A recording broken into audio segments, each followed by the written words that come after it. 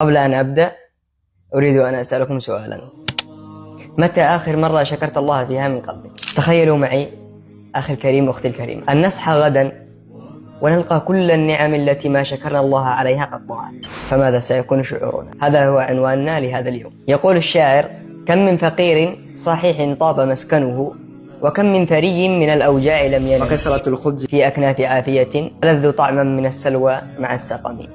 لا تجعل هما واحدا ينسيك كل نعمة أنعم الله بها عليك، وتذكر دائما أن الله لا يغير النعم حتى نغير الشكر. إذا رزقك الله نعمة فقد أكرم، لكن إذا وفقك لشكرها فقد اصطفاك. فلا تجعل النعمة تنسيك عمن رزقك إياها، وتذكر دائما قول الله سبحانه وتعالى: ولئن شكرتم لأزيدنكم. أنا بدأت هذا المحتوى لكي نرجع ونعيش الطمأنينية، ليس من الناس ولكن من رب الناس. تابعني وخذ دقيقة من وقتك لعلها تكون سببا في سكينة تدوم.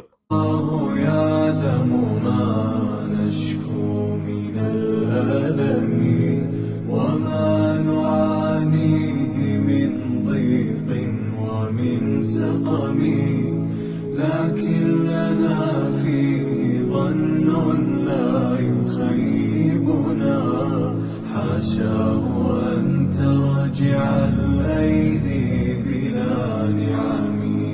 كم جاد من فضله قبل السؤال، وكم أعطى وأغنى بمحض الجود والكرم.